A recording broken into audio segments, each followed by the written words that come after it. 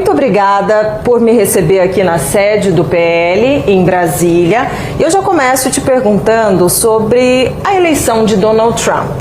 O senhor acompanhou os discursos, o senhor tem acompanhado também, acompanhou a campanha, não pôde ir pessoalmente, mas qual a sua avaliação sobre as medidas e falas iniciais do presidente dos Estados Unidos?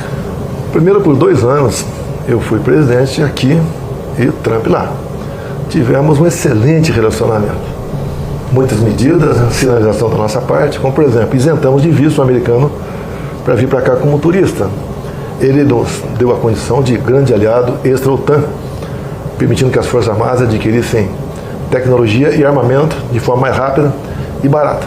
Ele teve um problema lá com etanol, muito longa história, de milho, pediu um socorro nosso, resolvi. Depois tive um problema com aço com ele, resolveu também. E conversamos muito particularmente, né?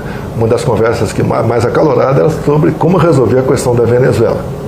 Bem, ficou para trás, pandemia, a não reeleição dele, e depois, agora, torci muito pela eleição dele. Estive por 3 meses nos Estados Unidos, né? De janeiro a março de 23, conversei com muitos brasileiros lá, e já era um clima favorável a ele, no coração desses brasileiros. Torci, graças a Deus ele chegou, e obviamente eu ouvi todos os discursos dele, o primeiro foi o mais importante, e ele realmente já começou a dar sinalizações claras que é o resgate da América do Norte. E uma coisa que ele fala e reverbera para o mundo todo é a questão da liberdade de expressão. Portanto, é verdade que os grandes CEOs das Big Techs, os donos, já estão perfeitamente alinhados com ele. Acho isso excelente para nós. Então, muita sinalização. Por exemplo, uma coisa que, quando ele falou que vai voltar a explorar petróleo, vai voltar a perfurar. Problema para o Brasil, nós exportamos petróleo para os Estados Unidos e importamos diesel.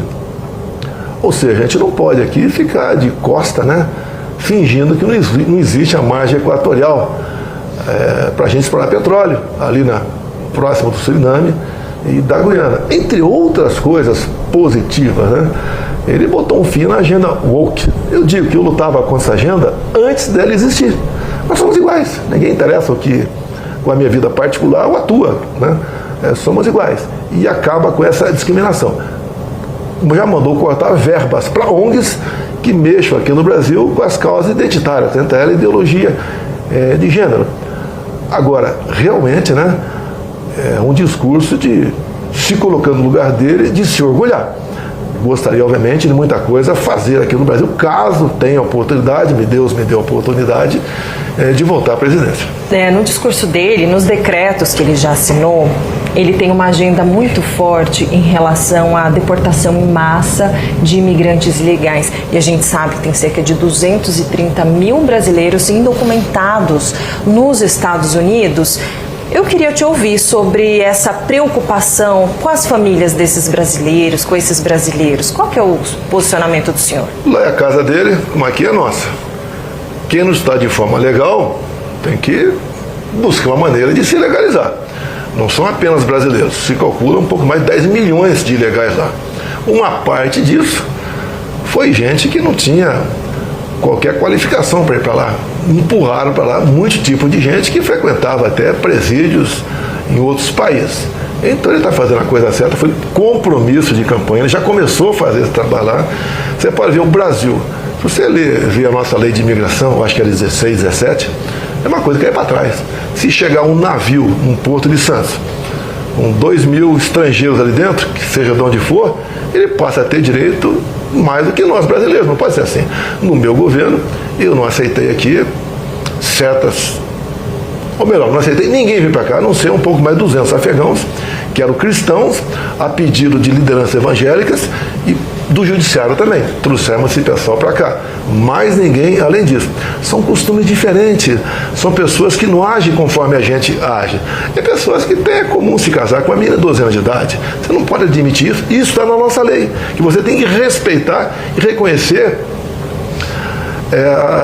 as origens dessas pessoas, a sua cultura, a sua formação. Isso não pode acontecer.